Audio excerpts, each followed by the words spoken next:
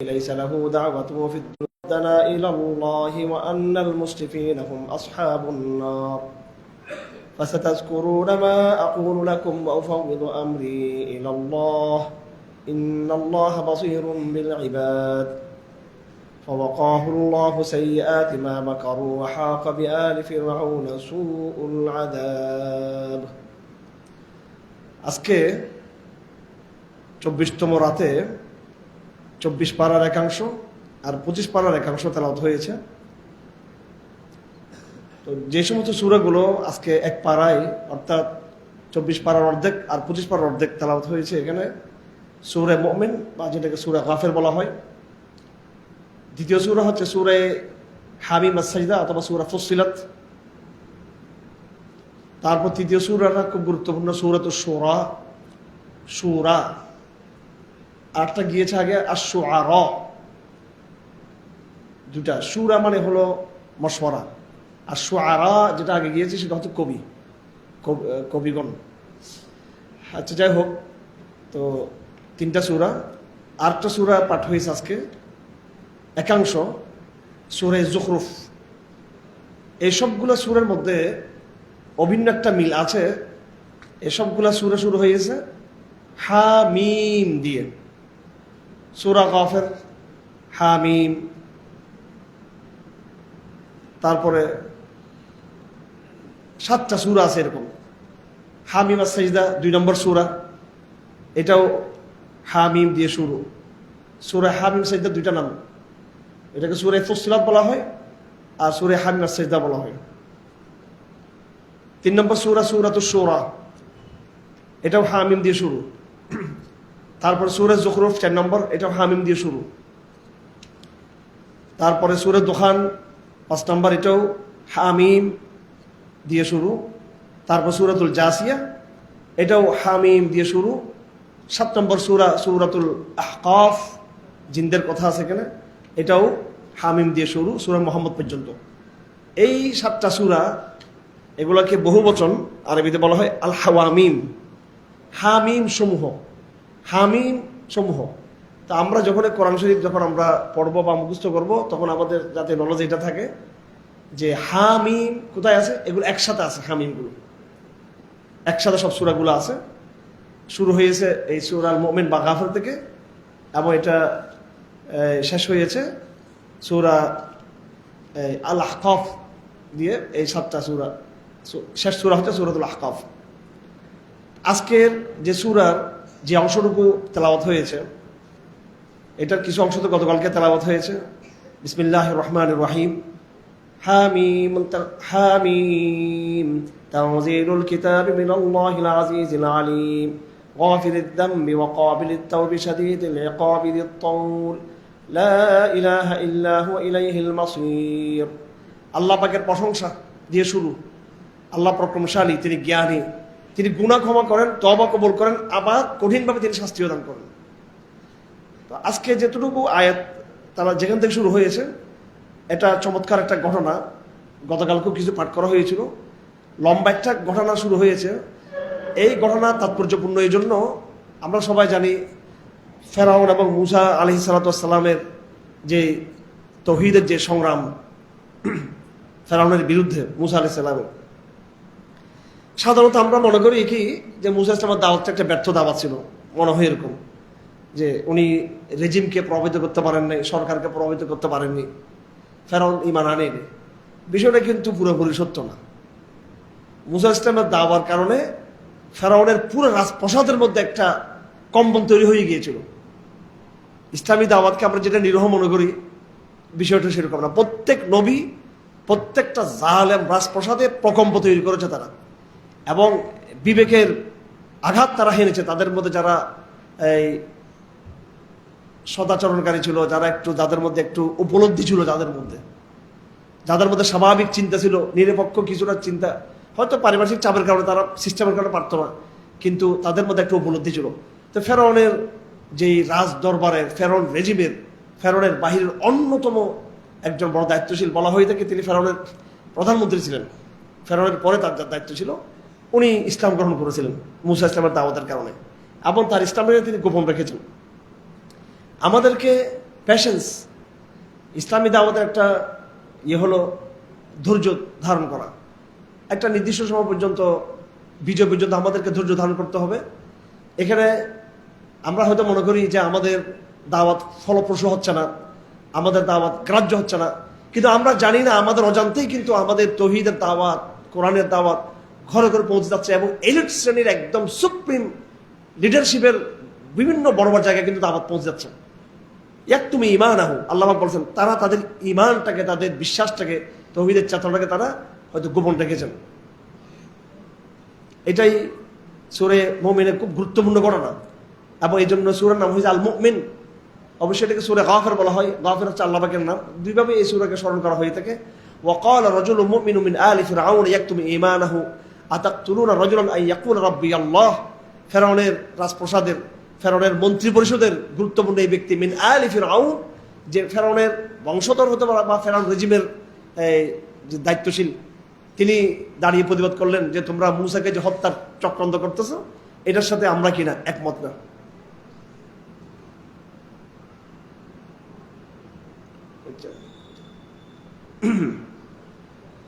তো তিনি অনেক লম্বা নসিহা দিয়েছেন। ইসলামী দাওয়াতের মধ্যে একটা পর্যায়ে এসে জাহেলিয়া সমাজের মধ্যে ডিভাইড তৈরি হবে, বিভাজন তৈরি হবে। এই বিভাজনটা মনস্তাত্ত্বিকভাবে হবে এবং এটা ফিজিক্যালি ওইটা দেখা যাবে।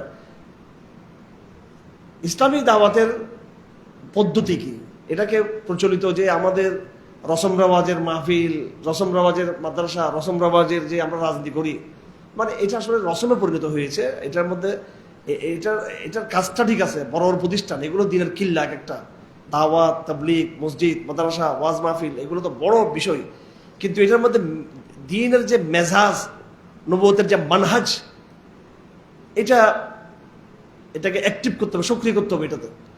এখন প্রতিষ্ঠানটার উদ্দেশ্য, আর উদ্দেশ্য হলো আনুষ্ঠানিকতা। একটা এলাকায় একটা মাহফিল সে ওই এলাকার জাহেলিয়া সমাজকে বিভক্ত করে দিবে। একটা মাহফিল, সেখানে কিছু আবু জাহেল থাকবে, আবুল হক থাকবে, আবার ওই মাহফিলের কারণে এলাকার মধ্যে কিছু হামজা ইবনে আব্দুল মুত্তালিব খত্তাব তৈরি হবে, কিন্তু সেটা তো হচ্ছে না। তো দাওয়াতি এটা না থাকার কারণে আমরা আসলে সফল হতে পারতেছি না। নবীরা যুগে যুগে যে দাওয়াত দিয়েছেন, এই তাদের দাওয়াতের একটা বড় অ্যাচিভ ছিল, তারা মেইন স্ট্রিম সমাজকে, মূলধারার সমাজকে তারা বিভক্ত করতে পেরেছে। কারণ তাদের দাওয়াত ছিল নিরীহ দাওয়াত, নিঃস্বার্থ দাওয়াত, কোনো স্বার্থ ছিল তার দাওয়াতের মধ্যে। যার কারণে তারা রেজিমের সামনে, বাহিনীর সামনে, সরকারের সামনে এবং বিভিন্ন জনগোষ্ঠীর বড় বড় দায়িত্বশীলদের সামনে, সর্দারদের সামনে, কবিলার সর্দারদের সামনে তারা দায়িত্বহীন পেশে তারা কথা বলতে পেরেছে।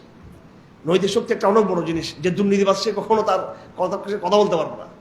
যে সন্ত্রাসী, দুর্নীতিবাজ, কারাপ্টেড, খারাপ মানুষ, চরিত্র যার নষ্ট, সে কথা বলতে পারবে না। সে হয়তো বড় লিডার হবে, কিন্তু কথা বলতে পারবে না, তার সমস্যা আছে। তো নবীরা তো কথা বলতেন, প্রচুর কথা বলতেন। তো কি হয়েছে এটার দ্বারা? জাহেলিয়া সমাজ বিভক্ত হয়েছে। একেবারে ফেরাউনের কোর মানে একেবারে মূল জায়গার মধ্যে মুসা ইসলামের সমর্থক তৈরি হয়েছে। যার কারণে দেখবেন শেষ পর্যন্ত মুসা ইসলামকে কিন্তু হত্যা করতে পারে নাই। কেন পারে নাই? কাদের কারণে পারে নাই? রেজিমের মধ্যে, বাহিনীর মধ্যে, প্রশাসনের মধ্যে, সরকারের মধ্যেই, গোষ্ঠীর মধ্যেই বিভক্তি ছিল। না, মুসাকে হত্যা করা যাবে না। আমরা যেটা মনে করি যে ইসলামী দাওয়াত নিরহ, কেউ এখানে নেই, ব্যাপারটা ছিল না। আল্লাহ কারো না কারো অন্তরে কিন্তু হকের কথা ঢেলে দিবেন, কিন্তু সে দাঁড়িয়ে যাবে। কিন্তু সে এই যে চেসনিয়ান রাশিয়ার বিরুদ্ধে যুদ্ধ করেছিল, কে?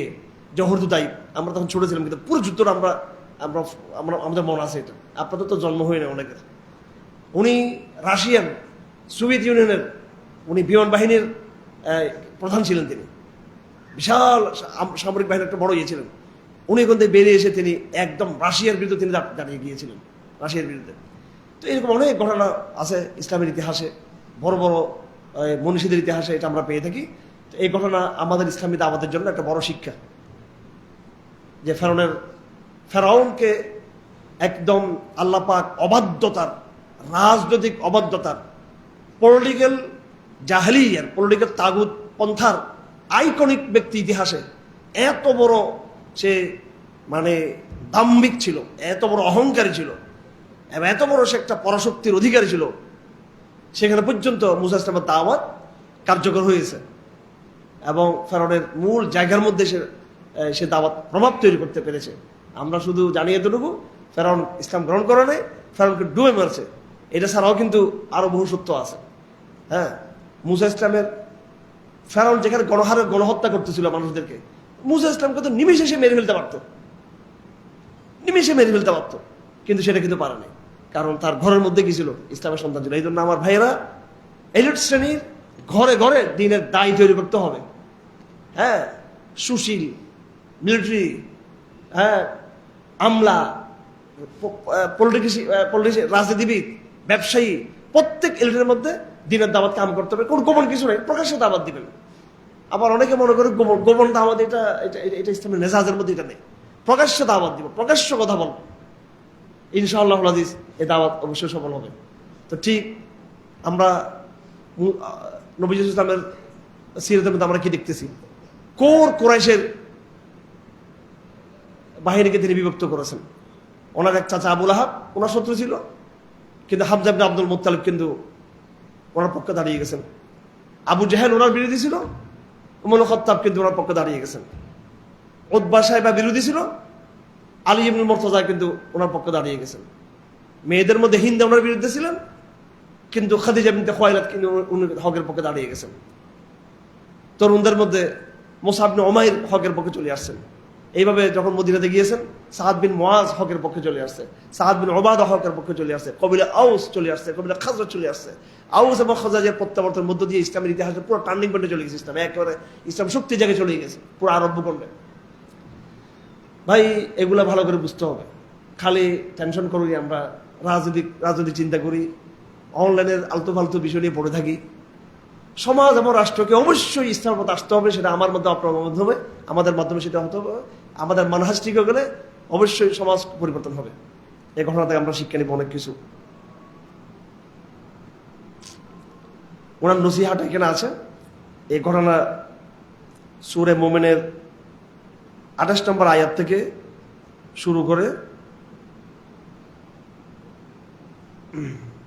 45 নম্বর আয়াত পর্যন্ত। আল্লাহ পাক বলেন, ফাওয়াকাহু আল্লাহু সাইয়্যাতি মা মাকারু ওয়া হাকা বিআলি ফিরআউনা সুউল আযাব। আমাদের জনগণ, এলিটটা ভয় পায় আমাদেরকে, বুঝছেন? মানে এলিটের মধ্যে, সর্বস্তর এলিটের মধ্যে হকের আওয়াজ আছে। হ্যাঁ, তো ভয় পায় যে দিল থেকে আপনাকে ভালোবাসি, দিল থেকে তৌহিদকে পছন্দ করি, কিন্তু প্রকাশ্য হলে কি সমস্যা আছে আমাদের। তো আল্লাহ পাক বলতেছেন কোন সমস্যা, ফাওয়াকাহু আল্লাহু সাইয়্যাতি মা মাকারু।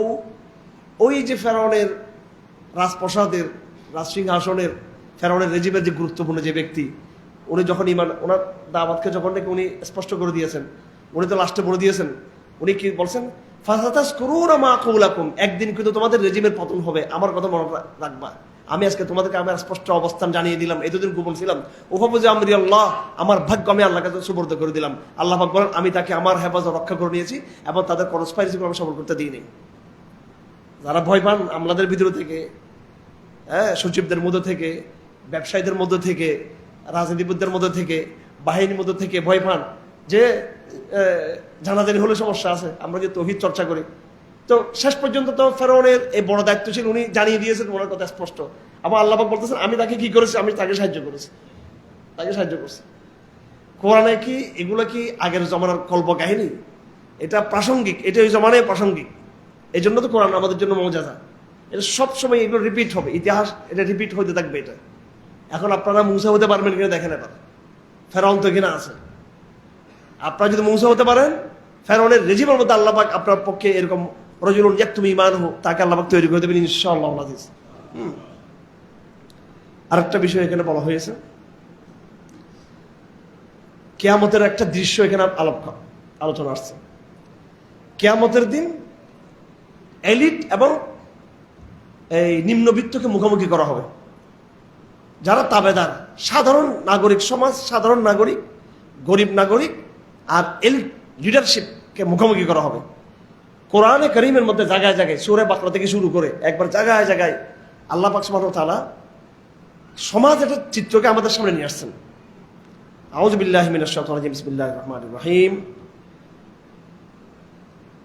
وإذ يتحاجون في النار فيقول الضعفاء للذين استكبروا إنا كنا لكم تبعا فهل أنتم مغنون عنا نصيبا من النار قال الذين استكبروا إنا كل فيها إن الله قد حكم بين العباد وقال الذين في النار لخزنة جهنم ادعوا ربكم يخفف عنا يوما من العذاب قال أولم تك تأتيكم رسلكم بالبينات قالوا بلى قالوا فادعوا وما دعاء الكافرين إلا في ضلال إنا لننصر رسلنا والذين آمنوا في الحياة الدنيا ويوم يقوم الأشهاد আল্লাহ পাক সুবহানাহু ওয়া তাআলা চমৎকার একটা দৃশ্যের বয়ান দিয়েছেন এবং এটা হচ্ছে মানব সমাজের চিত্র। দেখুন, অনেকে বলে যে আধুনিক সমাজ, আসলে আধুনিক ফাধুনিক বলতে কিছু নেই এগুলো, ঠিক আছে? আগের যুগের লোকরা খানা খাইতো না, খাইতো কিনা, তারা খাইতো কিনা? তা আমাদের খাবারটা একটু আপডেট হয়ে আরো উল্টো হয়েছে আর কি। সব খাবার কি হাইব্রিড হয়েছে আর কি। খাবার চাল আমরা যেটা খাই এটা কি আসল চাল নাকি? হ্যাঁ হ্যাঁ, এটা তো মেশিনে সাইজ করে তারপর চালটা খাচ্ছি আমরা। এইটা হয়েছে আধুনিক, মানে এইটা হয়েছে আর কি। আর সব হাইব্রিড, শক্তি নাই, গায়ের জোর নাই কারো, ঠিক আছে? বিয়ে শাদী করতে বলে সব ভয় পায়, হাইব্রিড সব ইয়াং, ঠিক আছে? হাইব্রিড সব এমন একবার খুব ইয়ে দেখাবে, সেক্সুয়াল নাউজুবিল্লাহ একটা জগৎ তৈরি হয়েছে সারা দুনিয়াতে। কিন্তু আগের মানুষদের যে একটা শক্তি ছিল, তাদের একটা শারীরিক ফিজিক্যাল ওই ফিটনেসটা, ওই শক্তিটা নাই। কিন্তু মানুষ অস্থির এই জমানার মধ্যে। প্রত্যেকটা আর্টিফিশিয়াল, কৃত্রিম একটা ফ্রুট ফল কিচ্ছু পাবেন না, এটা কৃত্রিম উপায় তৈরি করে, হাইব্রিড বীজ দিয়ে তৈরি করা। এটা তো কিসের আধুনিক? এটা গোড়া, এটা কি আধুনিক? এটা সমাজের কোন চরিত্র, আমরা যেটা বলি সমাজের যে বর্তমান সমাজের মূল যে গুণাবলী বরং আগের তুলনায় এখন ধ্বংস হয়েছে বেশি। যাই হোক, খারাপ এটা কিন্তু ঠিকই আছে। আগের যুগের একটা খারাপ চরিত্র ছিল শ্রেণী তারতম্য, শ্রেণী পার্থক্য ছিল, যেটা নিয়ে কমিউনিস্টরা অনেক কাজ করছে। কমিউনিজম রোগটা ধরছে, ওষুধ দিছে ভুল। কমিউনিজম মানে জ্বর উঠছে, আপনার কি উঠছে? জ্বর ধরতে পারছে। জ্বর ধরতে পেরে প্যারাসিটামল 10টা খাওয়া দিচ্ছে একসাথে, তো রোগী ঠাস করে মরে গেছে। রোগ ধরছে কিন্তু কমিউনিজম রোগটা ধরে ওষুধ দিছে, কি উল্টা পুল্টা ওষুধ দিছে, রোগী মরে গেছে। অথবা সে বলছে জ্বর, কেউ এটা ধরতে পারে না, ইউরোপিয়ানরা ধরতে পারে না, কমিউনিজম জ্বর ধরতে পারছে। জ্বরটা ধরে রোগীরে বেঁধে ফ্রিজের ভিতরে ঢুকে দিছে তারা, জ্বর ঠান্ডা করার জন্য। এ হচ্ছে সমাজতন্ত্র। একেবারে বিকল্প কোনো অল্টারনেটিভ কোনো ডেমোক্রেসির এগেনস্টে, লিবারালিজমের এগেনস্টে, পুঁজিবাদের বিরুদ্ধে অল্টারনেটিভ কোনো একটা মানবিক কোনো কি আর ইয়ে দাঁড়াতে পারে নাই। ইসলাম এটা ইনশাল্লাহ এই যুগে সেটা পূরণ করবে ইনশাল্লাহ। ইসলাম আপকামিং ওয়ার্ল্ড অর্ডার ইনশাল্লাহ, ইসলাম ইনশাল্লাহ। তো কমিউনিজম কি ধরছে এখানে? শ্রেণী পার্থক্য। কোরআনে কারিমে ইসলামী দাওয়াতের জন্য এই শ্রেণী পার্থক্যটা বোঝা খুব জরুরি। বারবার দাওয়াত বাধাগ্রস্ত হয় এলিট পক্ষ থেকে, গরিবদের পক্ষ থেকে না। হ্যাঁ, হাসিনাকে দৌড়েছে কারা? বড়রা নাকি? হ্যাঁ, এলিট আমলারা, এলিট মিলিটারি, এলিট ব্যবসায়ী সবাই কিন্তু তার সাথে ছিল কিনা? ও তার পতনের কয়েকদিন আগে সমস্ত ব্যবসায়ী তার সাথে মিটিং করছে কিনা? সব রাঘব বোয়ালরা মিটিং করছে। হ্যাঁ, ব্যবসায়ী রাঘব বোয়াল, হুজুররাও কিছু গেছিল ওখানে, পরে সব জুলাই যুদ্ধাস আসছে এখানে। হ্যাঁ, সব জুলাই যুদ্ধাস আসছে এখানে পরে, ঠিক আছে? ছবি সব আছে এগুলো। এবং হক কথা বললো তো ওই জায়গায় এলিট ছিল না, পলিটিশিয়ান এলিট ছিল না। সাধারণ ছাত্র সমাজ ইয়ে করছে, ছাত্র সমাজও করছে, তারও এক প্রকার সেমি এলিট ফলাফল এরা করছে কোটার জন্য। যখন নাগরিক সমাজ যখন যুক্ত হইল, সাধারণ ছাত্র সমাজ, প্রাইভেট ইউনিভার্সিটির ছেলেরা, মাদ্রাসার ছেলেরা, কৃষক, শ্রমিক, টোকাই সবাই যখন নামছে, তখন তার পতন ঘটছে। এবং আমি তো বারবার বলে নির্দ্বিধায় সেটা বলতে কোনো সংকোচ করি না। প্রথম যেটা আর্মি থেকে যোগাযোগ হয়েছে আমার সাথে, এটা সৈনিক লেভেল থেকে বা এটা মিড লেভেল থেকে যোগাযোগ হয়েছে প্রথম, তখনই আমি বুঝছি যে ঘটনা পাল্টে যাচ্ছে অন্যদিকে। এবং ওয়াকার সাহেব যে একটা ইউটার্ন নিলেন কোন সময়, ওনার মধ্যে একটা প্রজ্ঞার পরিচয় দিয়েছেন, ওনাকে ধন্যবাদ। অনেকে তো ওনার অনেক সমালোচনা করে, সেটা হলো যে উনি বুঝতে পেরেছেন, সেন্টিমেন্টটা বুঝতে পেরেছেন। উনি আর্মি থেকে নিয়ে বসলেন, দেখেন আমি কোরআনের কথা, আমি কিন্তু গল্প যাচ্ছি না, কিন্তু আমি কোরআনের মধ্যে আছি। উনি আর্মি থেকে যখন বসছেন, তখন মেজরদের, লেফটেন্যান্ট কর্নেলদের যারা মিড লেভেলে, এদের সেন্টিমেন্টটা বুঝতে পারছেন। তখন উনি হাসিনাকে মেসেজ দিয়েছেন, না আর্মির আমি ঠিক ইয়ে করতে পারবো, এদের বন্দুক জনগণ দিয়ে থাকবেন, এটা বন্দুক ঘুরে গেছে এখন। এটা আমি জুলাই যুদ্ধে আমি আলহামদুলিল্লাহ কর্মীদের মধ্যে আমি অনেক বেশি ইয়ে ছিলাম, মানে এটা নিয়ে খুব আমি অ্যাক্টিভ ছিলাম। পুরো বিষয়টা আমার চোখের সামনে এবং আমি সবচেয়ে বড় আমি বুঝতে পারছি, বিষয়টা ধরতে পারছি আমি কি হতে যাচ্ছে। হ্যাঁ, যাই হোক, তো দেখুন এখানে প্রত্যেকটা তাগুত পন্থাকে, প্রত্যেকটা জুলুম পন্থাকে, নাইনসাফিকে, অবাধ্যতাকে, প্রত্যেকটা স্বৈরতন্ত্র ফেসিজমকে টিকে রাখে এলিটরা। কারা টিকে রাখে? এলিটরা টিকে রাখে।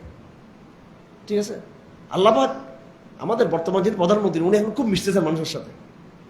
পোশাক আশাক জিয়াউর রহমান মতো যদি হয়ে থাকে তাহলে তো বেটার। এটা সোয়াব যাতে না হোক, এটা বাস্তব হোক। এটা কালচারটাকে পরিবর্তন করতে হবে, ফর্মালিটিকে কমাইতে হবে, সারটাকে বন্ধ করতে হবে। হ্যাঁ, আর সবকিছু গোয়েন্দা সংস্থারা চালায়। কিরে, হ্যাঁ, আমার কিছু গোয়েন্দা সংস্থা লাগে না, আমার কিছু বলে দিচ্ছি। এই দেশটা এখন জনগণের দেশ। এটা কারণ আপনারা বাড়াবাড়ি করলে আবার কিন্তু জনগণ কিন্তু কোন সময় আবার কোন সময় আবার ইয়ে হইতে পারে জনগণের পক্ষ থেকে। এই যে এলিট এইটা ঠিক নেই। গোয়েন্দা সংস্থাদের উচিত, বাহিনীর উচিত, সরকার, মিনিস্টার সবার উচিত জনগণের সাথে মিশে যাওয়া, একদম মিশে যাওয়া। জনগণ কাতারে থাকতে হবে এদেরকে একসাথে। তখন দেখবেন দেশের একটা বরাকত শুরু হবে দেশের মধ্যে একটা। কারণ যখন একটা এলিট, শ্রমিক, কৃষক, মন্ত্রী, মিনিস্টার, বড় ছোট এবং দেখেন আরেকটা গর্ব হচ্ছে, আমি এদের গালি দিয়ে লাভ কি, সরকারি লোকদেরকে। আমাদের শিক্ষিত সমাজ কত গর্ব করে, কত অহংকার করে। একটা প্রফেসর, একটা শিক্ষিত সে মানে তার তুমি কি বড়, যখন পরিষেবা শুনে তুমি তো আমি শুরু করে দিবে, তার সাথে তুমি তো আমি শুরু করে দিবে। কি আমার ভাই, আমি ইউনিভার্সিটি টিচার, সমস্যা কি? আমি শিক্ষিত, সমস্যা কি? ও কৃষক, অসুবিধা কি? আমার ভাই সে একসাথে ইফতার করতে বসতে পারে না, একসাথে আমরা 10টা ঘরে বসে, একসাথে তারা যায় না, আমাদের একসাথে কাতারে দাঁড়াতে পারে না। কেন পারবে না? এটা এই ফর্মালিটি ভঙ্গ করতে হবে। এটা শ্রেণী, এটা আগের যুগও ছিল, 3000 বছর আগে ছিল, 5000 বছর আগেও ছিল, 4000 বছর আগে ছিল, এখনো সেটা আছে। আল্লাহ পাক সুবহানাহু ওয়া তাআলা এই কথাটা বলছেন, এক দল হচ্ছে মুস্তাকবিরিন আর একজন মুস্তাদআফিন। এই যে একটা শ্রেণী পার্থক্য, এটা তো আমাদের জন্য ক্ষতিকারক। এটা থাকতে পারবে না। এই কথা আরো করার অনেক জায়গার মধ্যে এই জিনিসটা আছে। কোরআনকে আমরা মনে করি যে এটা একটা শুধু খালি দরবেশি বয়ান। এটা সমাজের চিত্রকে পাল্টাতে চাই। আজকে আমাদের সমাজের ক্রাইসিস হচ্ছে এটা। সমাজের এটা হচ্ছে ক্রাইসিস, ধনী গরিবের তারতম্য, প্রলেতারিয়াত আর এলিটের তারতম্য। এবং এই তারতম্যের কারণে ইসলামী দাওয়াত কি হচ্ছে? ক্ষতিগ্রস্ত হচ্ছে। ইসলামী দাওয়াত ক্ষতিগ্রস্ত হচ্ছে। আমাদের মন্ত্রীদের দরকার ছিল প্রত্যেকে তারাবির নামাজের যুগ, এক একজন এক এক মসজিদে গিয়ে তারাবির নামাজ পড়া দরকার ছিল। ঠিক আছে, তো স্বাভাবিক জীবনটাকে স্বাভাবিক করা, ফর্মালিটি না রাখা। এখন আপনারা বলতেছেন হুজুর আপনারা ফর্মালিটি কমেন্টেন, আপনাদের কতগুলো খাদেম পালেন, আপনার ডাইনে বামে খাদেম। ঠিক আছে, একটা হাত ধোয়া যায়, একটা পা ধোয়া যায়, একটা ডানে একটা বামে। হ্যাঁ, এই দেখছো ঠিক বলে ফেলছে, বললাম আস্তে আস্তে আস্তে। হ্যাঁ, এটাও অস্বীকার করতে হবে। আপনি ঠিক বলার আগে আমি ঠিক বলছি, আপনি ঠিক বলছেন তো পরে, আমি তো উত্থাপনটা আমি আগে করছি বিষয়টাকে। ঠিক আছে, আমি খাদেম টাদেম নির্ভর না, আমি আমার কাপড় আমি দুই। ঠিক আছে, এই যে রুমাল এটা আমি আমার তো দিয়েছি, এটা আমি। আপনারা তো মনে করেন যে হুজুর কয়টা, আমার সহযোগী লাগে, যেহেতু আমি দাওয়াতি কাজ করি, অনেক দাওয়াতি কাজ বাংলাদেশে আমাদের অনেক চাপ, অনেক দাওয়াতি কাজ, আমরা অনেক কাজ করতে হয় আমাদেরকে। এই জন্য আমাদের জনবল লাগে।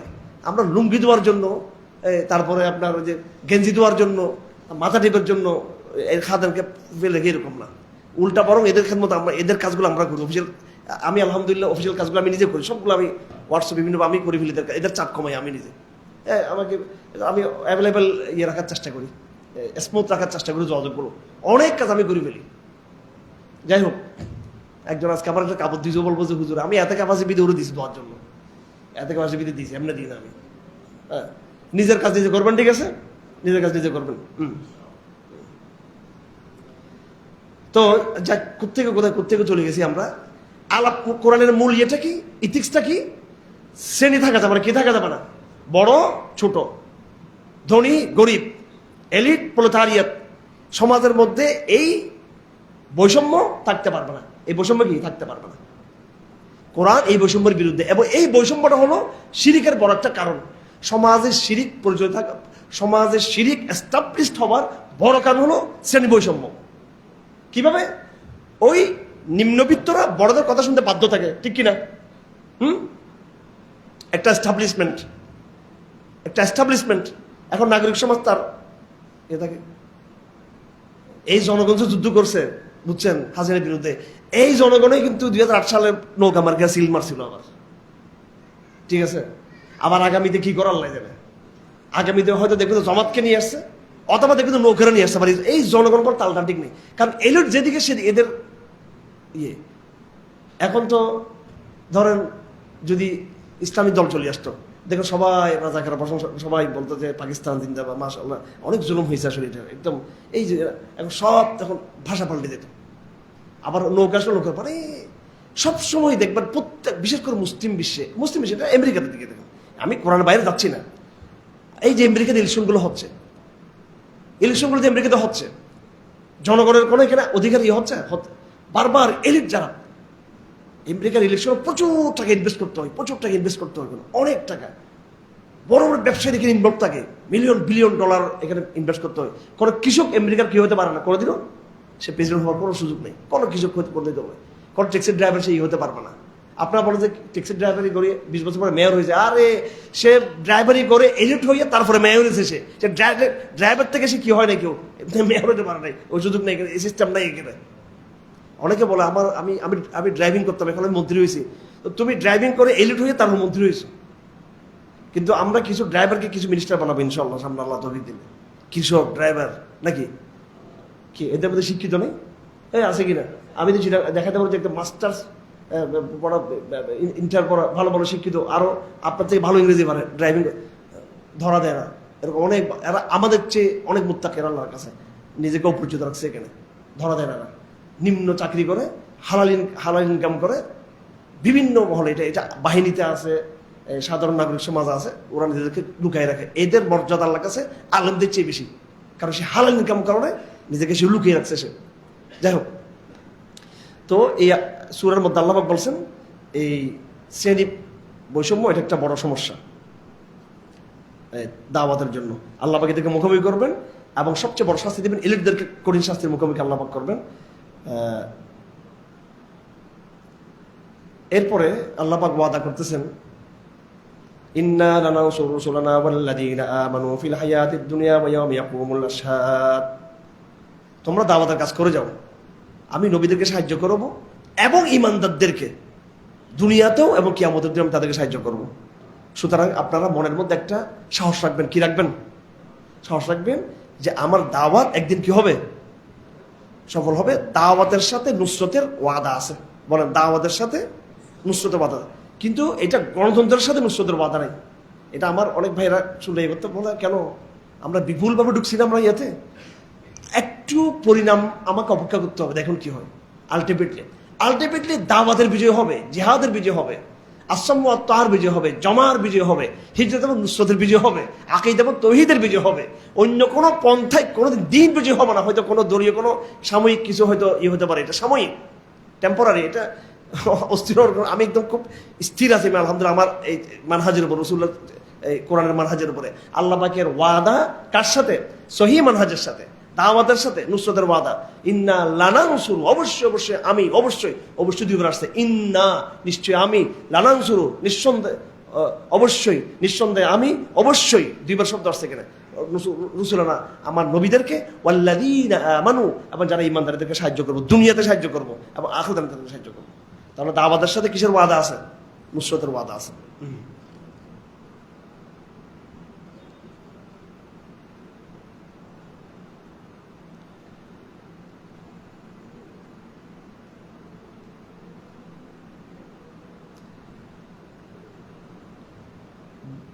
আল্লাহ পাক তার নবীকে মোটিভেশন করেছেন, এখানে সবর করতে বলছেন, শয়তান থেকে পানা চাইতে বলেছেন। হ্যাঁ, তারপরে এবং বলেছেন যে তুমি বলে দাও যে আমি তো নিজের জন্য কিছু করতে আসিনি, তুমি বলে দাও যে আমাকে শিরিক করতে মানা করা হয়েছে, আমাকে যেটা আদেশ দেওয়া হয়েছে আমি তোমাদেরকে সেটা বলছি, আমি কোনো তোমাদের উপরে এখানে লিডারশিপের প্রভাব বিস্তার করার জন্য আমি এখানে আসিনি। তুমি আল্লাহর কাছে ক্ষমা চাও, ক্ষমা চাইতে বলা হয়েছে, সবর করো এবং আল্লাহর বেশি বেশি প্রশংসা করো। তাহলে একজন দায়ের গুণাবলী হলো সবর করা, ইস্তিগফার করা, ওয়াস্তাগফির লিযামবিক।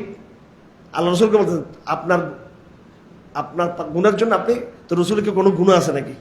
কিন্তু আল্লাহর কাছে আল্লাহ নবীকে তো নিজের বান্দা মনে করে ক্ষমা চাও। তা একজন দায়ীর দাওয়াতের সফলতার জন্য নিয়মিত তাকে কি করতে হবে? ইস্তিগফার করতে হবে। আমরা সবাই দায়ী, আমাদের সবসময় কি থাকতে হবে? ইস্তিগফার থাকতে হবে। যুগে যুগে বহু নবীদের আগমন ঘটেছে, কোরআনে কারিমে সব নবীদের কথা নাই। আল্লাহ পাক বলেন কিছু নবীদের কাহিনী আমি কোরআনে বলেছি, আর অনেক নবীদের কাহিনী আমি কোরআনে কি আমি বলি নাই। এরপর আমরা চলে যাচ্ছি সূরা ফুসসিলাত। সূরা ফুসসিলাত খুব গুরুত্বপূর্ণ একটা আয়াত। এই সূরা ফুসসিলাতের একটা বড় ব্যাপার হলো ইস্তিকামত। ইস্তিকামত ইস্তিকামত শব্দটা দুইবার আসছে এখানে। বিসমিল্লাহির রহমানির রহিম। কুল ইন্নামা আনা বাশারুম মিসলুকুম ইউহা ইলাইয়া আন্নামা ইলাহুকুম ইলাহু ওয়াহিদ। 24 নম্বর পারা, 24 নম্বর পারা সূরা ফুসসিলাত। আপনি বলে দিন যে আমি তোমাদের মতো একজন মানুষ, পার্থক্য এতটুকু আমার কাছে ওহী আসে, এবং আমাদের রব একজন। ফাস্তাকিমু ইলাইহি, আল্লাহর তাওহীদের পথে ইস্তিকামত থাকতে হবে। ইস্তিকামত বলা হয় আল কিয়ামু আলা ওয়াজহিল ইনতিসাব। আরবিতে এটার সংজ্ঞা হলো আল কিয়াম আলা ওয়াজহিল ইনতিসাব, একদম সোজা দাঁড়িয়ে থাকে, ডানো না বামও না, আল্লাহর পথে এইভাবে ইস্তিকামত দৃঢ়তায় থাকতে হবে। ওয়াস্তাগফিরু, এবং ক্ষমা চাইতে হবে। ইস্তিকামতের একটা আয়াত আমরা এখানে জানি, সেটা হলো ইন্নাল্লাযীনা ক্বালু রাব্বুনাল্লাহ ثم استقاموا تتنزل عليهم الملائكة ألا تخافوا ولا تحزنوا وأبشروا بالجنة التي كنتم توعدون। এটা তো আমরা জানি। নিশ্চয় যারা বলেছেন রব্বুনাল্লাহ, আমাদের রব আল্লাহ, সুম্মা ইসতাকামু, তারপর তারা হকের ইস্তিকামত ছিল। ইস্তিকামত কিন্তু একটা হচ্ছে হেদায়েত, এখানে হেদায়েতের কথা বলে নেই, ইস্তিকামতের কথা বলছে। অনেকে হেদায়েত পায়, হেদায়েত পাওয়ার পর সে পথভ্রষ্ট হয়ে যায়। হযরত সুফিয়ান হাদিস, তিনি বলেছেন ইয়া রাসূলুল্লাহ কুল্লি কালিমা লা আসআলু আনহা বা'দাক, আমাকে সংক্ষিপ্ত একটা নসিহত করেন, আপনার পরে আমি কেউকে যেন এটা জিজ্ঞেস করতে না হয় আমাকে আর। তো রাসূলুল্লাহ সাহাবায়ে কেরামের প্রশ্নের ধরন ভিন্ন হতে উনি একটু চমকে গেছেন, কিছুক্ষণ চুপ থেকে বলতেছেন শোনো, কুল আমানতু বিল্লাহ সুম্মা ইসতাকিম, তুমি আমানতু বিল্লাহ বলো, তার ইস্তিকামত করো। আমাদের ব্যাপারটা হলো আমরা এতেকাফ করি, এখান থেকে গিয়ে আবার এতেকাফের মহত্ব হারিয়ে ফেলবো। কিয়ামুল লাইল করি, আবার এখান থেকে কিয়ামুল লাইলে বাধ্য হয়ে যাবে আমাদের। হজ উমরা করি, এসে আমরা আবার আমাদের দুনিয়াবি বিভিন্ন পাপাচার আমরা লিপ্ত হয়ে পড়ি। আমরা জিহাদের চেতনা কিছুক্ষণ লালন করি, আবার আমরা কিন্তু আপোষ করে ফেলি। হ্যাঁ, তো আমাদের মধ্যে হেদায়েত আছে, আমাদের নলেজ আছে, বুদ্ধি আছে, সোহবত আছে, কিন্তু আমাদের মধ্যে কিসের অভাব? ইস্তিকামত অভাব। এই ইস্তিকামত যে অভাব, এটা দেখবেন এই রমজান মাসে 30 তারিখের পরে দেখবেন, নিজের ব্যাপারে দেখবেন ফজর নামাজ পড়তে আমাদের কষ্ট হয়ে যায় আমাদের, ঠিক কিনা? এই ইস্তিকামতের অভাব। আল্লাহ পাক আমাদেরকে এতেকাফের যে হালত আছে, যে রুহানি হালত আছে, সুবহানাল্লাহ, যেভাবে আপনারা কিয়ামুল লাইল করেন, আপনারা এই কিয়ামুল লাইল যেন আমরা সারা বছর জন্য করতে পারি, ইস্তিকামত দরকার। তো আল্লাহ পাক আমাদের কবুল করুক। অনেক কথা এখানে, অনেকগুলো আয়াত।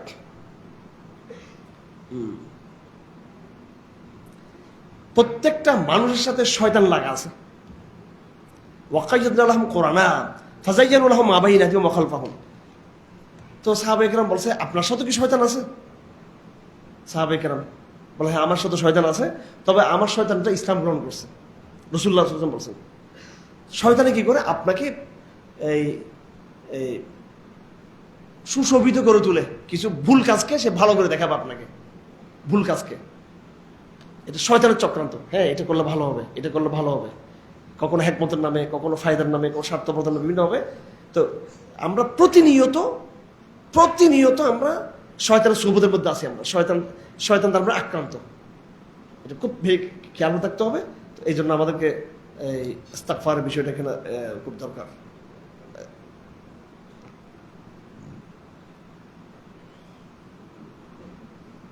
কিয়ামতের দিন আউলিয়াউল্লাহ, আউলিয়া মানে আল্লাহর বন্ধু। আউলিয়া মানে কি? আল্লাহর বন্ধু। নাহনু আউলিয়াউকুম ফিল হায়াতিদ দুনিয়া ফিল আখিরাহ। কোরআন কারীমে একটা শব্দ বারবার আসছে, ওয়ালি, ওয়ালি, আউলিয়া, ওয়ালি, আউলিয়া। ওলি মানে কি? গৌসুল আজম মাঝবান্ডারি নাকি? ওলি মানে খাজা আব্দুল কাদের জিলানী, ওলি মানে জুনায়েদ বাগদাদি, ওলি মানে হাসান বসরি, এটা নাকি? হ্যাঁ, ওলি মানে কে জানেন? ওলি মানে হলো আমাদের অডিয়েন্সের মধ্যে ওই ব্যক্তি যাকে আমরা চিনি না, উনি হারাম খান না, হারামের ধারে কাছেও নেই, এমন ইবাদত করেন কেউ জানে না, এত বড় সরল কেউ জানে না, এ হচ্ছে আল্লাহর ওলি। আমরা চিনি না তাকে, উনি আছেন কেন? আলা ইন্না আউলিয়া আল্লাহ, হাদিস আছে, আলা খাফিয়া আলা তাকিয়া, এরা হচ্ছে খাফিয়ুন তাকিয়ুন, খাফিয়ুন তাকিয়ুন। তো কি মানে আমার এখানে তো বিবেক তো বাগিনা আছে, উনিও বলি যাই হোক, বলো যে হুজুর মনে যে বাগিনা কথা বলতে না, খাফিয়ুন তাকিয়ুন, যে গোপন কিন্তু যে মুত্তাকি। আবার হাদিসে আরো আছে কিরকম, ইজা হাজারু, যখন সে মজলিসে আসে, লাম ইয়ারাফু, কেউ তারা চিনে না। ওয়াইদা গাবু লাম ইফতাকাদু, যদি মিটিংয়ে না আসে তখন কেউ জিজ্ঞেস করলো এই লোকটা কোথায়, অপরিচিত ব্যক্তি, ওলি, গোপন গোপন তাকওয়া যারা লালন করে তারা হচ্ছে আল্লাহর ওলি। তো আল্লাহর ওলি হচ্ছে ওয়ালা শব্দ অর্থ হলো বন্ধুত্ব, আল্লাহর সাথে বন্ধুত্ব স্থাপন করা আকীদার জায়গায় এবং আমলের জায়গায়, যার পুরোপুরি আনুগত্য, একবার রেসপন্সিবিলিটি, তার বাইন্ডিং একমাত্র আল্লাহর দিকে। সে কোনোভাবেই অন্য কিছু সে চিন্তা করে, ডানেভাবে সে চিন্তা করে না, সে না পরিবার চিন্তা করে, না সমাজ চিন্তা করে, না রাষ্ট্র চিন্তা করে, না নিজের ব্যক্তিকে নিয়ে চিন্তা করে। সে বরাবরই তার ইন্টেনশন, তাই বারবার কি মুখী ইন্টেনশনটা আল্লাহমুখী, প্রত্যেকটা এটাতে সে আল্লাহমুখী, আল্লাহকে সে হাজির নাজির যাবে সবসময়। তো আল্লাহ তো বলেন তাদের কোনো টেনশন নেই, এরা দুনিয়াতে আমার বন্ধু, আখিরাতে আমার বন্ধু, এবং এদেরকে বলা হবে কোনো ভয় ভীতি নেই, এমন কোনো টেনশন নেই। দুইটা শব্দ, খৌফ আর হুজন। হুজন হচ্ছে টেনশন, খৌফ হচ্ছে ভয় ভীতি। অতীতের কারণে তার মধ্যে টেনশন থাকা, সামনে কি হবে না হবে জাহান্নামে, যে ভয় ভীতি, আল্লাহ এটাকে মুক্ত রাখবেন কিয়ামতের দিন। এটা বড় একটা ব্যাপার এখানে দাঁড়াবে। এখানে সবাই কিন্তু টেনশন থাকবে, সব ভয় থাকবে অতীত নিয়ে, ভবিষ্যৎ নিয়ে, কিন্তু একমাত্র যারা নিরহ, যারা বলি ওলিদের চরিত্র হচ্ছে তারা নিরহ টাইপের। কি টাইপের তারা কি হবে? তারা নিরহ টাইপের হবে, নিরহ টাইপের হবে। এই যে ধরেন আমাদের দাওয়া, দীর্ঘ দাওয়া চলতেছে আমাদের, কিন্তু আপনি দেখতেছেন এই পলিটিক্সে কোনো বড় জায়গায় নাই, তারপরে কোনো আর্থিক বড় ইয়েতে নাই, এটা কিন্তু আল্লাহ গ্রহণ করতেছে আমাদের উপর, ঠিক আছে? আর দিনকে যখন বিজয় করেন তখন ঠিক কিন্তু আল্লাহ দিন বিজয় করে দিবেন, কিন্তু আপনাকে আপনি স্যাক্রিফাইসের মধ্য দিয়ে আল্লাহ আপনাকে কি এগুলো বেলায়েতের জায়গায় রাখছেন। বেলায়েত এটা কোনো দেখা যায় না, নবুয়ত দেখা যায়। এই আমাদের এই মসজিদে আনোয়ার শাহ কাশ্মীর রহমতুল্লাহ আলের সন্তান আমজাদ শাহ কাশ্মীর রহমতুল্লাহ এখানে আসছিলেন। এই মসজিদে এই মেম্বর, আমি যেখানে বসবাস করতেছি, ইনি এখানে বসবাস করছেন আমাদেরকে, আর অনেক বছর আগে আনোয়ার শাহ কাশ্মীরি রহমতুল্লাহ আলাই। হ্যাঁ, তো ওনার সন্তান, আমি রেফারেন্স দিচ্ছি আপনাদেরকে। তো উনি বলছেন আমাদেরকে যে নবী নিজেকে নবী হিসেবে বিশ্বাস করতে হবে, নবী নিজেকে নবী হিসেবে বিশ্বাস করতে হবে। আর ওলি সে তার বেলায়েতকে বিশ্বাস করতে পারবে না। সে ওলি জানবে না যে আমি ওলি, কিন্তু নবী জানবে যে আমি কি নবী, এটা পার্থক্য আছে। তো ওলিদের মর্যাদা অনেক অনেক, ওলিদের মর্যাদা। আবার বেলায়েত কোন সময় ক্যান্সেল হয়ে যায়। আপনার খাতে, আল্লাহর খাতে আপনি ওলি হিসেবে লেখা আছেন, কোনো একটা কারণে আপনার এই বেলায়েত নষ্ট হতে পারে। এই জন্য আমরা চেষ্টা করবো সবসময় কি থাকার জন্য, আল্লাহর ওলি হিসেবে থাকার জন্য। হ্যাঁ, আল্লাহ যেন আমাদের সবাইকে আল্লাহ আউলিয়া হিসেবে আমাদের কবুল করেন।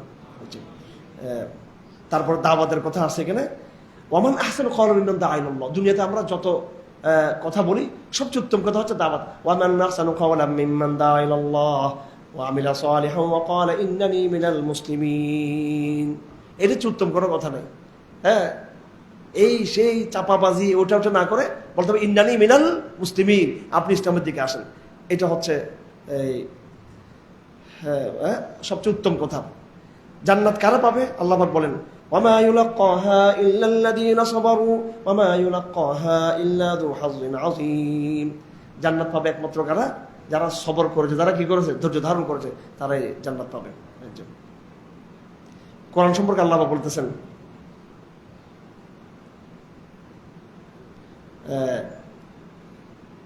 ইন্নাল্লাযীনা কাফারু বিয-যিকরি লাম্মা জাআহুম ওয়া ইন্নাহু লাকিতাবুন আযীজ ওয়া ইন্নাহু লাকিতাবুন আযীজ।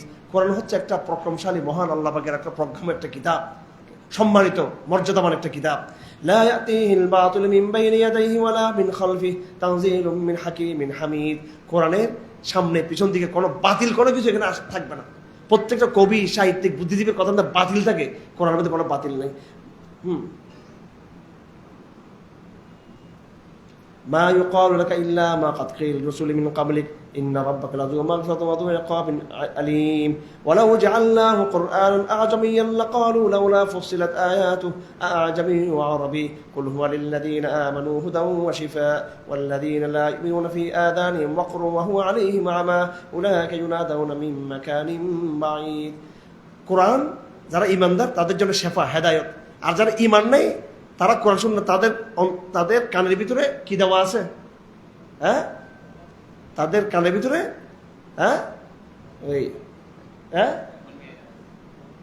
মোহর তো বলে কলমের মধ্যে, কলজের মধ্যে মোহর দেওয়া আছে। তাদের কানের ভিতরে সীসা দিয়ে ফেলছে, এমন ভাবে তাদের ট্যাপ দিয়ে ফেলছে কানের ভিতরে, রুই দেওয়া হয়েছে, তাদের কাপড় ঢুকা দেওয়া হয়েছে, যেটা তার কানকে কি করে দিয়েছে? বন্ধ করে দিয়েছে। কোরআন যারা পড়ে না, সুতরাং কোরআন আয়াত শুনে যাদের অন্তর কাঁপে না এবং কিয়ামুল লাইলের তালাওয়াত শুনে যারা ঘুম থেকে ওঠে না, নেফাকের আলামত, এটা মারাত্মক।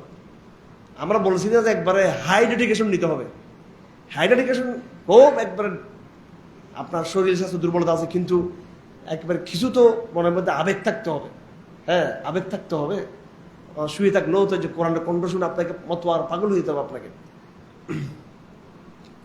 যাই হোক,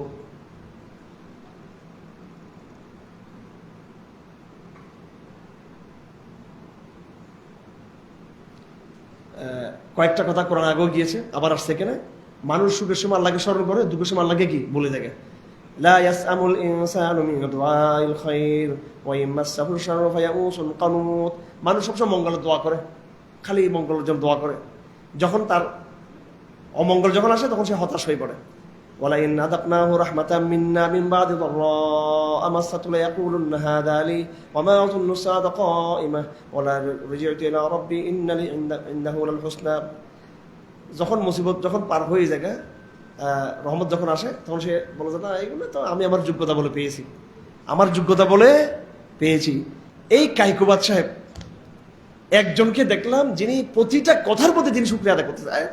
ভাই জাতি বা দল টল সেটা ভিন্ন জিনিস, আমি একটা ব্যক্তির গুণাবলী বলতেছি কেন। উনি বিএনপির প্রতিটা মিটিংয়ে, প্রত্যেকটা মিটিংয়ে, এই যে সংসদেও আবার দেখলাম, সেদিন আমাদের ইফতার মাহফিলে দেখলাম, বারবার শুকরিয়া শব্দটা ওনার মুখ দিয়ে আসে। দেখেন আবার এই বক্তব্যটা নিয়ে আবার পুরা বিএনপির আমি হুজুর বৈধতা দিছে, হুজুর দালালি করতেছে, এগুলো আবার আপনার বললো কি না বললো কি, যেটা যতটুকু হোক আমি অতটুকু বলছি। এমন অডিয়েন্সে দাঁড়িয়ে আল্লাহ শুকর গুজে আদায় করা, দেখবেন এটা কিন্তু ভুলে যাবে কিন্তু এরা। কত মাইলের পরে, কত আঘাতের পরে, কত জুলুমের পরে, কত নিষ্ঠুরতার পরে, কত আক্রমণের পরে, হ্যাঁ, এই আল্লাহ পাক সুবহানাহু ওয়া তাআলা তোমরা ক্ষমতার স্বাদ পেয়েছো, কিন্তু যেইভাবে আল্লাহ শুকরিয়া আদায় করার দরকার সেটা হচ্ছে। এটা তো বিশেষ করে বিগত সরকার আমলে এই শুকরিয়ার নামগন্ধ শুনি নেই আমরা। তো যাই হোক, তা আল্লাহ পাক এগুলো বলতেছেন আর কি, যে আমি তো ঠিক আছে মানুষকে মুক্তি দেওয়ার পরে যখন একটু করে তাদেরকে আমি মজা যখন দিই, হ্যাঁ, কষ্টের পরে, তখন সে আরামে গিয়ে বলে এটা তো আমাদের প্রাপ্ত ছিল, এটা তো আমাদের তো এটা ছিল, এটা আমাদের, হ্যাঁ, এই বস আল্লাহকে ভুলে যায় তখন। এটা খুব খেয়াল রাখতে হবে। বৈজ্ঞানের একটা বিরাট আলাপ আছে এখানে, বিজ্ঞানের বড় আলাপ। আয়াত নম্বর 53, সানুরিহিম আয়াতিনা ফিল আফাকি ওয়া ফি আনফুসিহিম হাত্তা ইয়াতাবায়্যানা লাহুম আন্নাহুল হক আওয়ালাম ইয়াকফি বিরাব্বিকা আন্নাহু আলা কুল্লি শাইইন শাহীদ। আমি জেলখানায় কি যা লিখছি এখানে নোট করছি এখানে, এখন চোখের পাওয়ার কমে গেছে, নিজের লেখায় নিজে বুঝতেছি না কি লিখছি আমি। মৌলিক আয়াত, বৈজ্ঞানিক,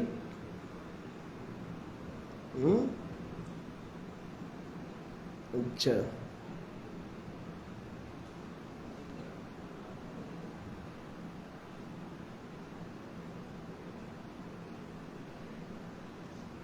যাই হোক, এখানে আল্লাহ পাক এটা বৈজ্ঞানিক একটা আলাপ।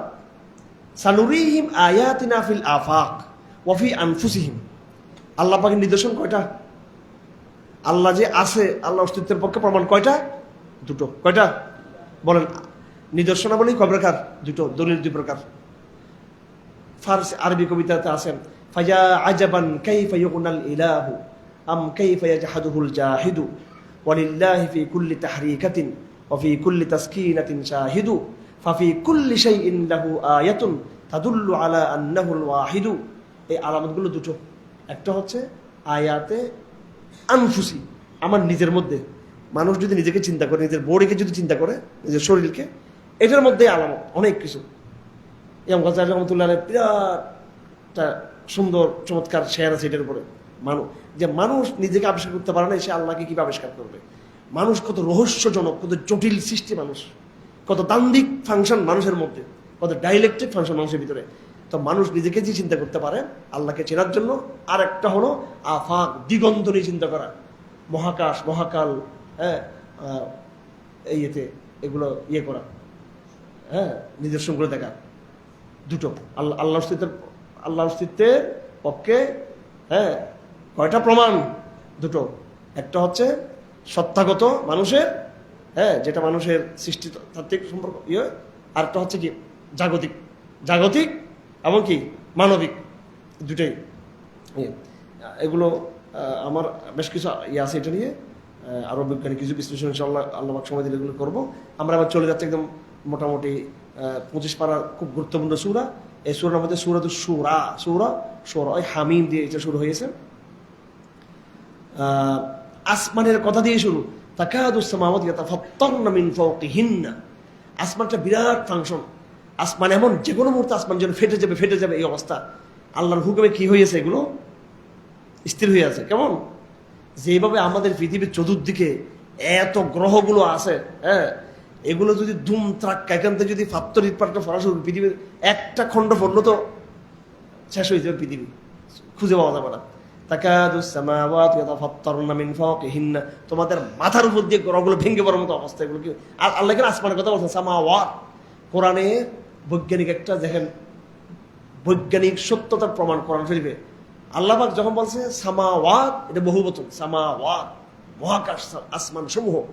আর আর্থ জমিনকে বলছে আরদুন এক বচন।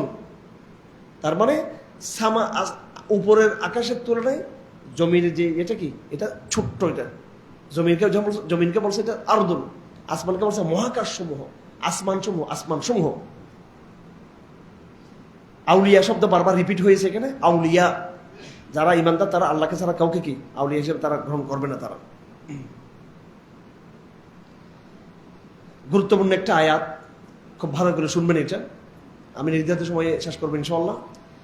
শারআ লাকুম মিনাদ দীনি মা ওয়াসসা বিহি নূহা ওয়াল্লাযী আওহাইনা ইলাইকা ওয়া মা ওয়াসসাইনা বিহি ইব্রাহিম ওয়া মূসা ওয়া ঈসা আন আকিমুদ-দীন। শারআ লাকুম মিনাদ দীনি মা ওয়াসসা বিহি নূহা والذي أوحينا إليك وما وصينا به إبراهيم وموسى وعيسى أن أقيموا الدين ولا تتفرقوا فيه كبر على المشركين ما تدعوهم إليه الله يجتبي إليه من يشاء ويهدي إليه من ينيب وما تفرقوا إلا من بعد ما جاءهم العلم بغيا بينهم ولولا كلمة سبقت من ربك إلى أجل مسمى لقضي بينهم وإن الذين أورثوا الكتاب من بعدهم لفي شك منه مريب। এখানে একটা ভুল সংশোধন করার জন্য আমি এই আয়াতটা পড়লাম। খুব পরিচিত আয়াত, আন আকিমুদ্দিন, দিন কায়েম করো, ঠিক না? বলি কিনা আমরা এটা? হ্যাঁ, এটা জামাত ইসলামের লোগোতে লেখা আছে আন আকিমুদ্দিন। এখন এটা মনে বিদায় হয়ে গেছে, বলেন এটা আছে না এটা এখন? আচ্ছা যাক, ওইদিকে যাব না। ইসলামী দাওয়াতের মধ্যে সবসময় প্রথম দিন থেকেই আপনি বাস্তবতায় থাকবেন, ঠিক আছে? প্রথম দিন থেকে আবেগ মুক্ত থাকবেন, আপনি আবেগ মুক্ত। ইসলাম এটা আবেগ না, কিন্তু ইসলাম আবেগ ছাড়া থাকবেন। তখন আপনাকে কি করতে হবে না, অবস্থান ত্যাগ করতে হবে না, আবেগ মুক্ত থাকবেন। বাট আপনি একদম আকীদার ক্ষেত্রে আপনি শক্ত থাকবেন, কিন্তু আপনি বেশি উচ্চ বিলাসিতা যেটা, এটা যেন না থাকে, কারণ পর আপনি লজ্জিত হবেন। মজবুতি এক জিনিস আর আবেগের বহিঃপ্রকাশ ভিন্ন জিনিস। যাই হোক, এই আয়াতটাকে অনেকে মনে করে রাষ্ট্র কায়েম করার জন্য মনে হয় আকিমুদ্দিন বলছে। এটা কিন্তু রাষ্ট্র কায়েমের ক্ষেত্রে নয়। আমরা দুটো আয়াতের মধ্যে মিসরিডিং, আমাদের মিসকনসেপশন আছে এখানে। একটা হলো ওয়াতাসিমু বিহাবলিল্লাহি জামিআন ওয়া লা তাফাররাকু, এটা আমরা সবসময় বলি মুসলমানদের মধ্যে ঐক্য করার জন্য। ভাই ঐক্য সম্পর্কে কিছু বলো, ওয়াতাসিমু বিহাবলিল্লাহি জামিআন ওয়া লা তাফাররাকু, সবাই মিলে জুলে চলেন, হাত ধরে চলেন সবাই, ওয়াতাসিমু বিহাবলিল্লাহ। তারপরে দিন কায়েমের জন্য আনাকিমুদ্দিন, দিন কায়েম করা বলছে। এখানে যে ওয়াতাসিমু বিহাবলিল্লাহ, এটা কোনো এই গতানুগতিক ঐক্যের ব্যাপারে বলা নেই। এখানে আয়াতটা হচ্ছে ইন্টার রিলিজন, আন্তধর্মীয় আলাপের মধ্যে ইসলামের বৈশিষ্ট্য, যে খ্রিস্টান এবং ইহুদিবাদের এই বক্রতাকে বাদ দিয়ে ওয়াতাসিমু বিহাবলিল্লাহ জামিআন ওয়া লা তাফাররাকু, তারা ভাগ ভাগ হয়ে গেছে। তাওরাত, ইনজিল, হ্যাঁ, খ্রিস্টানরা কোরআন মানে না, আবার এদিকে ইয়ে মানে না, তারা কি তাওরাত মানে না, ওদের ইনজিল তারা মানে। আবার ইহুদিরা কোরআনও মানে না, আবার কি ইনজিলও মানে না, শুধু তাদের তাওরাতটা মানে। আমরা মতো মুসলমানরা অসাম্প্রদায়িক, আমরা কোনো ভাগ করি নেই। আমরা এক ওয়াতাসিমু বিহাবলিল্লাহ, আল্লাহ রজ্জুকে ধরেছি, আমাদের হাজার হাজার হাজার বছর আগে পরিচয় ছিল ইসলাম। আমরা মিল্লাতে ইব্রাহিমের উপর আছি। আমরা কোরআনকে যেমন আল্লাহর কিতাব মনে করি, তাওরাতকে মনে করি, জবুরকে মনে করি, ইনজিলকে মনে করি। এটা হচ্ছে ইত্তেহাদ, ঐক্য, মানে এখানে আকীদার ঐক্য, যেটা অর্থাৎ ইসলামের যেই তাওহীদের যে দাওয়াত, ওইটাকে বলা হয়েছে এখানে। ঠিক তদ্রুপ এখানে আনাকিমুদ্দিন, দিন কায়েম করা মানে অর্থাৎ যথাযথভাবে ইসলামটাকে বুঝো, ধারণ করো, ভাগ করা যাবে না। আমি কোরআন মানলাম, তৌরাত মানলাম না, তৌরাত মানলাম, ইনজিল মানলাম না, ইনজিল মানলাম, ওটা মানলাম না, লা তাতাফাররাকু, এটাকে ডিবেট করা যাবে না। এটা কেন হচ্ছে? এটা আকীদার বয়ান। ওয়াতাসিমু বিহাবলিল্লাহ, আকীদার বয়ান। আনাকিমুদ্দিন, এটা আকীদার বয়ান। এটা রাজনীতির কথা না। হ্যাঁ, রাজনীতির কথা কতগুলো গিয়েছে। ইয়া দাউদ ইন্না জাআলনাকা খলিফা ফিল আরদ ফাহকুম ফাহকুম বিমা আনজালাল্লাহ। হে দাউদ, তুমি আমার খলিফা, আল্লাহর হুকুম দিয়ে ফয়সালা করো। ওয়া মান লাম ইয়াহকুম বিমা আনজালাল্লাহ ফাউলাইকা হুমুল কাফিরুন। আল্লাহর হুকুম যারা ফয়সালা করবে না তারা ফাসিক, কাফের, তারা কি আরটা কি আয-যালিমুন। এগুলো ভিন্ন আলাপ। রাজনীতির আয়াত দিয়ে রাজনীতি প্রমাণ করব, হ্যাঁ, কিন্তু আকীদার আয়াত নিয়ে এসে রাজনীতির মধ্যে লাগানোর দরকার নেই। আনাকিমুদ্দিন, এটা আকীদার আয়াত। কিসের আয়াত এটা? আকীদার। এটা রাজনীতির আয়াত না। এটা রাজনীতি আরো গভীর। জানি না আমি আপনাদেরকে বুঝতে পারছি কিনা বিষয়টা। কোরআন যেটা যেখানে ওখানে ওইভাবে ইয়ে করতে হবে। আমি ঢাকাতে একটা প্রতিযোগিতা গেছিলাম, আমার ছেলেদের প্রতিষ্ঠান আছে, তো এই ইসলামী রাষ্ট্রের পক্ষে বিপক্ষে প্রতিযোগিতা আর কি, মানে বিতর্ক। এখন সব পড়াবেন, মেধাবী পড়াবেন, কই মেধাবী পড়াবেন, আনাকিমুদ্দিন দিন, রাষ্ট্র ইসলামী হুকুমত ক্যাম্প করতে হবে, রাষ্ট্র ক্যাম্প করতে হবে। পরে আমার অতিথি ভাষণ দেওয়া দিয়েছে, আমি আরবিতে বক্তব্য রাখছি। আমরা যে আনাকিমুদ্দিন هذا استشهاد غير واضح ولا تتعلق هذا بالسياسة. الآية يرتبط بالعقيدة قبل أن تكون هذا مرتبطة بالسياسة. এই আয়াতটা হচ্ছে আকীদার সাথে সম্পর্ক। نعم إذا أنتم تريدون الاستشهاد بالآيات القرآنية فهناك قول الله تبارك وتعالى يا أيها الذين آمنوا أطيعوا الله وأطيعوا الرسول وأولي الأمر منكم وقول الله عز وجل يا داود إنا جعلنا خليفة وقول الله تعالى ومن لا يحكم بما أنزل الله. এগুলো দিয়ে তোমরা রাজনীতি প্রমাণ করবা। আকীদার আয়াতকে কোথায় আনার দরকার নেই, রাজনীতি আনার দরকার নেই। আনাকিমুদ্দিন, এটা আকীদার আয়াত। যাই হোক, আল্লাহ পাক সুবহানাহু ওয়া তাআলা আমাদের তৌফিক দান করুন। আরেকটা ভেজাল আছে মারাত্মক, সেটা কি? আল্লাহ পাক ইমানদারদের এখানে প্রশংসা করতেছে। সূরাতুশ শুরা, সূরা কি? সূরাতুশ শুরা। ইমানদাররা কারা? ইমানদারদের পরিচয় আল্লাহ পাক দিচ্ছেন। লিল্লাযীনা আমানু ওয়া আলা রাব্বিহিম ইয়াতাওয়াক্কালুন। যারা ইমানদার, হ্যাঁ, এরা আখিরাত পাবে। ওরা কারা? যারা ঈমান এনেছে এবং আল্লাহর উপর ভরসা করে। ওয়াল্লাযীনা ইয়াজতানিবুনা কাবাইরাল ইসমি ওয়াল ফাওয়াহিশ। যারা কবিরা গুনাহ থেকে বাঁচে, অশ্লীলতা থেকে বাঁচে। ওয়া ইযা গাযিবু হুম ইয়াগফিরুন। রাগ উঠলে ক্ষমা করে দেয়। রাগ উঠলে কি করে? ক্ষমা করে দেয়। আমাদের রাগটা উঠলে একটু আমরা রিয়াকশন করি, কিন্তু আবার ক্ষমা করে দিই। ভাই, রাগকে বেশিক্ষণ ধরে রাখবেন না, ঠিক আছে? রাগ কি করবেন না, ধরে রাগ আসলে বউর সাথে রাগ করছেন ক্ষমা করে দিবেন, মায়ের সাথে করছেন ক্ষমা করে দিবেন, বাবার সাথে করছেন ক্ষমা করে দিবেন, ভাইয়ের সাথে করছেন ক্ষমা করে দিবেন। একজন ইমানদার দেখি হাত তুলে বলেন দেখি যে এই কোন একটা বন্ধুর সাথে সম্পর্ক ছিন্ন করে আছেন প্রায় 3-4-5 মাস ধরে, একটু তওবা করে দিব। আছে কেউ এরকম? কোন বন্ধুর সাথে, আপন লোকের সাথে সম্পর্ক ছিন্ন করে রাখছেন রাগের কারণে? কেউ আছে না এখানে এরকম?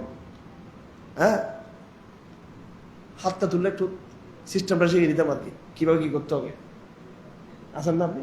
ঠিক আছে, আপনি আমার সাথে দেখা করবেন, ঠিক আছে? দিনের কারণে হয়ে থাকলে সে আপনি দিনের কারণে করছেন না দুনিয়ার কারণে করছেন, সম্পর্ক ছিন্ন। হ্যাঁ, না, এই যে আল্লাহ বলছে কি করার জন্য? ইমানদারদের হচ্ছে কি করে দেওয়া? ক্ষমা করে দেওয়া। কি করে দেওয়া? ক্ষমা করে দেওয়া। আচ্ছা, ক্ষমা যখন আসছি, একটু সূরা আরাফের দিকে একটা ঘটনার দিকে যাই, একটা মিনিট। যেহেতু উনি হাত তুলছে জন্য মাশাআল্লাহ, এই লোকগুলো হচ্ছে ইমানদার মানুষ, ভালো মানুষ। আজকে ফোন দিবেন তারা, ঠিক আছে?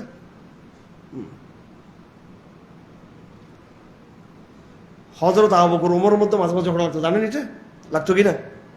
লাগে। ও মারে বলো সুবহানাল্লাহ। এরপরে যে সুবহানাল্লাহ, এদের মধ্যে মায়া ভালোবাসা, আবার কি বুঝে তারা ক্ষমা চাই ফেলতো একজন থেকে একজন। হযরত ওমরের একটা ঘটনা আছে, হযরত ওমরের একটা ঘটনা আছে। আমি রাবির নামটা ভুলে গেছি। এত মনে রাখা যায়? এতগুলো রাবি, এত বর্ণনাকারী। আচ্ছা, হ্যাঁ, আপনার বিরক্ত হচ্ছেন মনে না? আচ্ছা,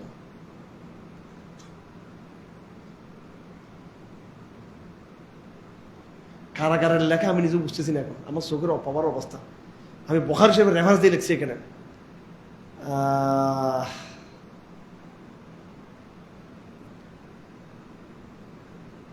আল হুর বিন কাইস, আল হুর বিন কাইস একজন লোক, উনি বললেন যে আমাকে একটু ওমর খাত্তাবের সাথে কি করো, দেখা করে দাও, অ্যাপয়েন্টমেন্ট, রাষ্ট্রপতির কাছে কি অ্যাপয়েন্টমেন্ট, আমির কাছে অ্যাপয়েন্টমেন্ট।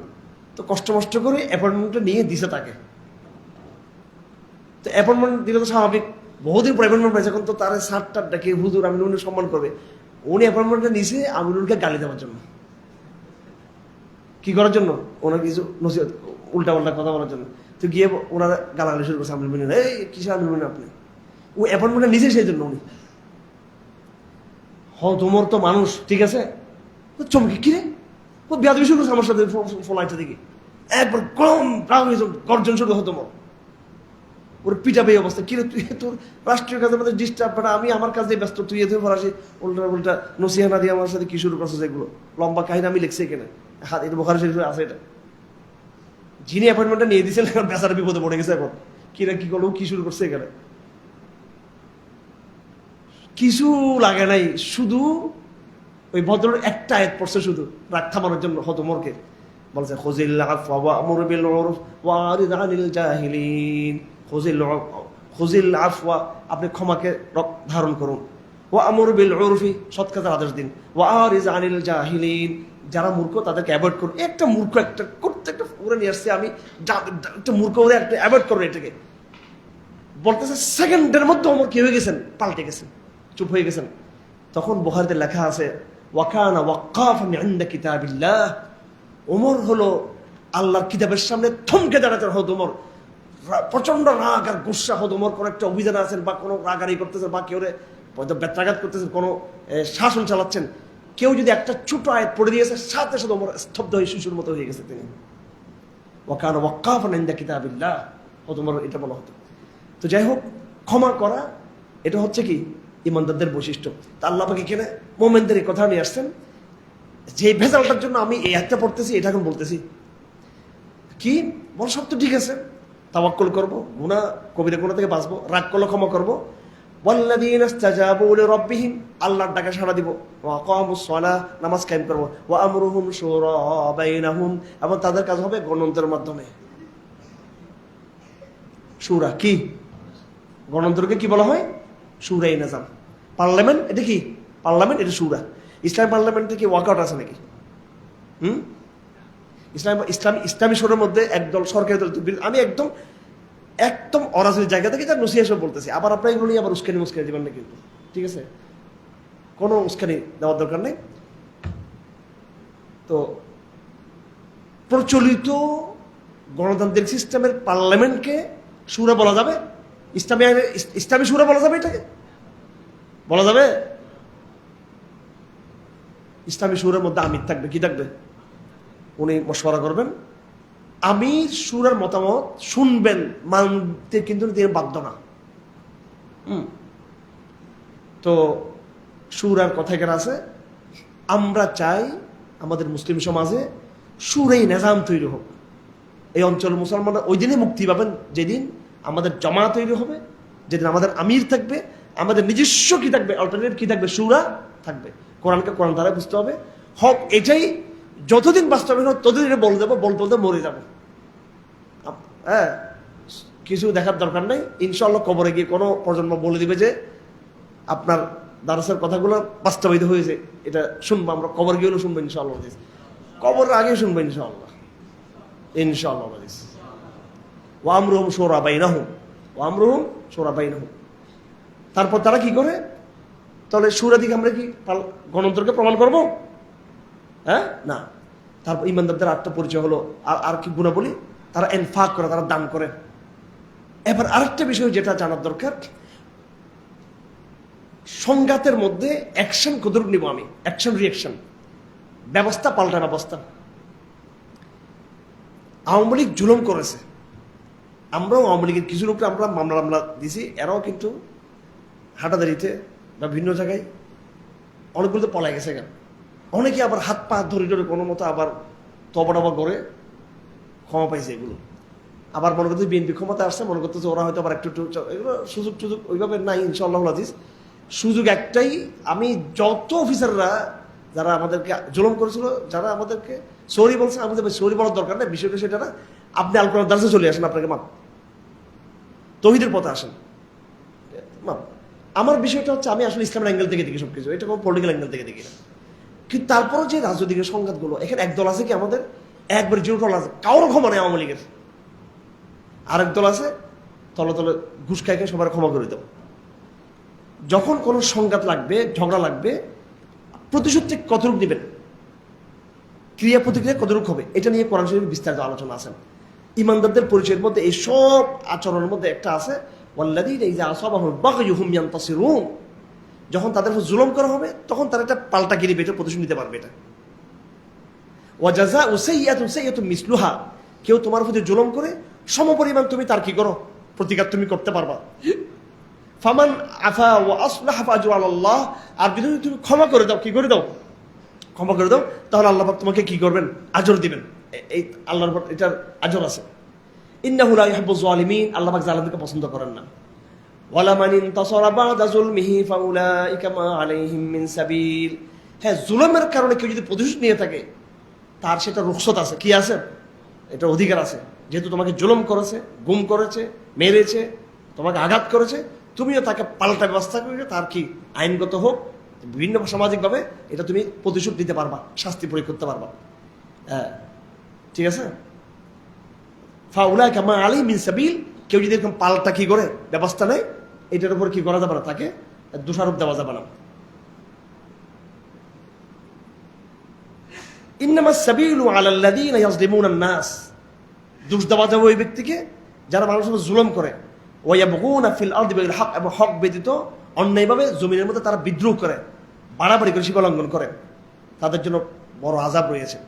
তো আক্রমণ হলে আপনি পাল্টা ব্যবস্থা নিতে পারবেন, সমান সমান হয়ে যাবে। ওয়ালামান সবারা ওয়া গাফারা, হ্যাঁ, ওয়ালামান সবারা ওয়া গাফারা, যে ধৈর্য ধারণ করবে এবং ক্ষমা করে দিবে, সাধারণ ক্ষমা ঘোষণা করবে। ইন্না যালিকা মিন আযমিল উমুর, এটা হচ্ছে বড় আজিমত, এটা সর্বোত্তম হবে এটা আমাদের জন্য, এটা ঠিক আছে।